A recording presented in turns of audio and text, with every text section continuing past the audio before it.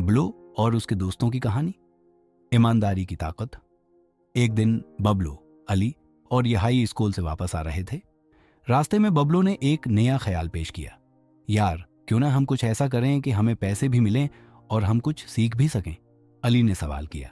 क्या मतलब? बबलू ने कहा, मैं सोच रहा हूं कि हम पुरानी चीजें खरीदें और फिर उन्हें ज्यादा कीमत पर बेचकर पैसे कमा सकते हैं। यही ने कहा, लेकिन हम ईमानदारी से ही करेंगे ना? बबलू ने मुस्कुराकर कहा, बिल्कुल, हम ईमानदारी से ही करेंगे। इसमें मजा भी आएगा और पैसे भी मिलेंगे। अब यह फैसला हो गया कि वो तीनों मिलकर मोहल्ले के करीब एक पुरानी मार्केट जाएंगे।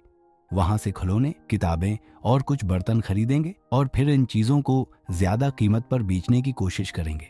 अगले दिन बबलू, अली और यही मार्केट पहुंचे और मुख्तलिफ चीजें खरीदना शुरू की। वो हमेशा ऐसी चीजों को देखते थे जो सस्ती हों मगर लोगों को पसंद आए।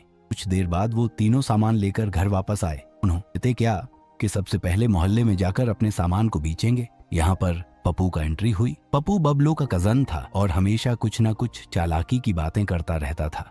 पप्पू ने जब उनका मंसूबा सुना तो फौरन उनमें शामिल होने की पेशकश की। तुम लोग तो बस सस्ते दामों चीजें बेच रहे हो, मैं तो इससे ज्यादा पैसा कमाना चाहता हूँ। बबलू ने पूछा। क्या मतलब? पप्पू ने जवाब दिया, मतलब ये कि हम कीमत ज्यादा रखेंगे। जो चीज 100 रुपए की है उसे 300 में बेचेंगे। इस तरह फौरन पैसा कमा लेंगे। बबलू ने कहा, नहीं, हम ईमानदारी से काम करेंगे। अली और यही ने भी बबलू का साथ दिया।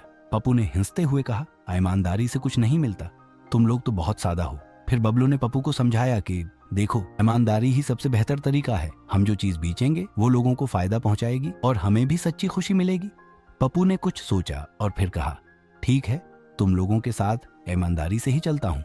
उसके बाद बबलू, अली, यही और पप्पू ने मिलकर अपनी छोटी सी दुकान लगाई। इन सब ने ईमानदारी से अपने सामान को बेचा और लोगों को अच्छी चीजें कम कीमत में दें। कुछ दिन बाद बबलू के वालिदैन आए और बच्चों की मेहनत देखकर खुश हो गए।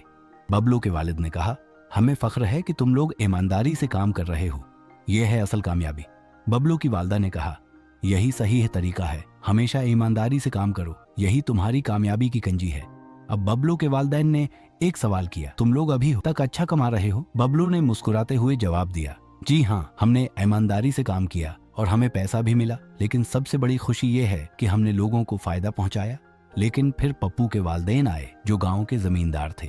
उनकी सोच बबलू के वालिदैन से बिल्कुल मुख्तलिफ थी। पप्पू के वालिद ने कहा, ईमानदारी से पैसा नहीं मिलता, जिंदगी में चालाकी जरूरी है, तुम्हारी दुकान क्यों नहीं चल रही? पप्पू की वालदा ने कहा, देखो, तुम लोग जो भी कर रहे हो वो बिल्कुल ठीक नहीं है, तुम्हारे लिए काम का ये तरीका नहीं है। पप्पू ने थोड़ी देर सोचा और फिर कहा, बू उम्मा, मुझे लगता है कि बबलू और उसके दोस्त ठीक कह रहे हैं। मैंने भी उन्हीं बातों को कहा है, ईमानदारी से पैसा कमाया है और मुझे अच्छा लगा। पप्पू के वालिदैन को इस बात पर हैरत हुई। उन्होंने बबलू और उसके दोस्तों की ईमानदारी को सराहा और अपनी सोच बदलने का फैसला किया। पप्पू के वालिद ने कहा, हम गलत थे, हकीकत यह है कि ईमानदारी और मेहनत ही कामयाबी का राज है।